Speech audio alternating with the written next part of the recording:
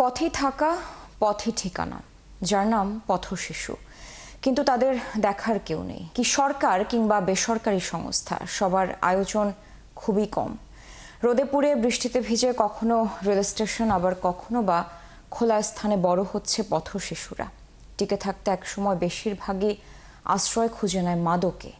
বিশেষজ্ঞরা বলছেন পথশিশুদের পুনর্বাসনে রাষ্ট্রকে আরো মনোযোগী হতে হবে। মামুন হোসাইনের প্রতিবেদন। খোলা আকাশ, যানবাহনের হর্ন, মশার কামড় কিংবা সড়কবাতির নিয়ন আলো, কোনো কিছুই পথশিশুদের সমস্যা সৃষ্টি করতে পারে না। ফুটপাত ও সড়ক ডিভাইডারের ওপর স্যান্ডেল, পানির বোতল কিংবা কুড়ানো কাগজ মাথায় দিয়ে নির্বিঘ্নে ঘুমাচ্ছে তারা। তবে সেখানেও আছে কঠিন লড়াইয়ের গল্প। টেকা দেখছে, টেকা দেখে টেকা পাইছে, পান যে কমলাপুরে আমি তোরে মারমু। হ্যাঁ, ঘুমানো না, ঘুমে তুটলো আর আমি ছিলাম না, আমার লাথি দিয়ে তেজগাঁও হালাই দিছে।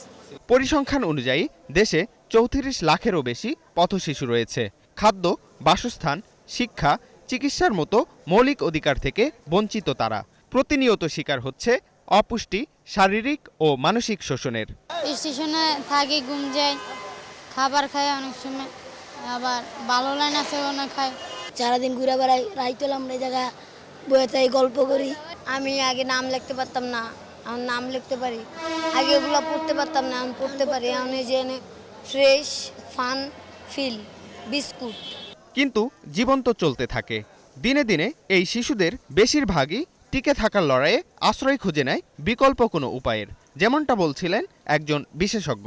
এই পথশিশুদের যে দুর্বিষহ জীবন ব্যবস্থা, তারা যে একটি বিপর্যয়মূলক অবস্থার মধ্যে আছে এবং সেই জীবন ব্যবস্থা যে তাদের সমাজ বিরুদ্ধ অনেক কাজের সাথে সম্পৃক্ত করে তাদেরকে অপরাধপ্রবণ করে তুলছে, এটি প্রাতিষ্ঠানিকভাবে বলুন অথবা কর্ম দায়িত্বের প্রেক্ষাপটে বলুন, একমাত্র গণমাধ্যমে সেটি প্রকাশ করছে। এর বাইরে এই প্রসঙ্গগুলো নিয়ে কারো কোনো আলাদা করে মনোযোগ আছে সেটা মনে হয় না।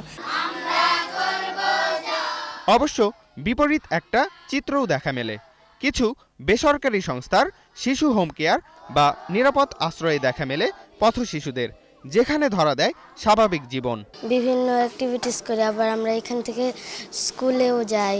এখানে আসলাম, আমার জীবনটা অনেক বদলে গেল। আমি এখানে খাইতে পারি, পড়ালেখা করতে পারি।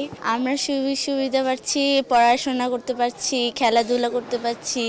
এখানে কারো কারো চোখে ভবিষ্যৎ স্বপ্নও খেলা করে বেশ ভালোভাবেই। ফটোর মাধ্যমে আর কি পুরো দুনিয়াকে জানাইতে চাই যে তারা কতটা কষ্টে আছে, তাদেরকে কতটা সহযোগিতা করতে পারবো। বড় একটা চাকরির থেকে আমার টাকার সাহায্যে আমি অনেকগুলো রেস্টুরেন্ট খুলতে পারি। রেস্টুরেন্টে অনেক পথে শিশু বা গরিব আমি প্রতিদিন খাওয়াবো, তবে বিনা পয়সায়। রাস্তায় থাকা পথশিশু আর আশ্রয়ে থাকাদের সংখ্যাটার মধ্যে ফারাকটা বেশ বড়। 1.5 লাখেরও বেশি শিশুর জন্য কিছুই করতে পারে না রাষ্ট্র কিংবা বেসরকারি সংস্থারা। অনেকদিন ধরে শিশুদের নিয়ে কাজ করা এই অধিকার কর্মী বলছিলেন কিভাবে সমস্যাটার সমাধান করা যেতে পারে। আমাকে ভাবতে হবে এই শিশুটা আমার শিশু এবং সে আগামীর ভবিষ্যৎ। অতএব তাকে এমন একটা পরিবেশ দিতে হবে যেখানে হিংসা থাকবে না, যেখানে অবিশ্বাস থাকবে না, যেখানে কোনো নির্যাতন থাকবে না, যেখানে হোপ থাকবে, ভালোবাসা থাকবে, শান্তি থাকবে। এইটা রাষ্ট্র থেকে, রাষ্ট্রের মানুষ থেকে নিশ্চিত করতে হবে।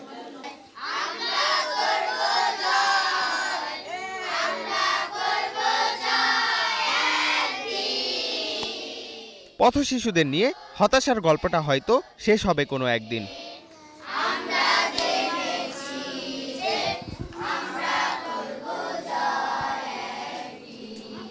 পথশিশুরা বোঝা নয়, তারা এদেশেরই ভবিষ্যৎ নাগরিক।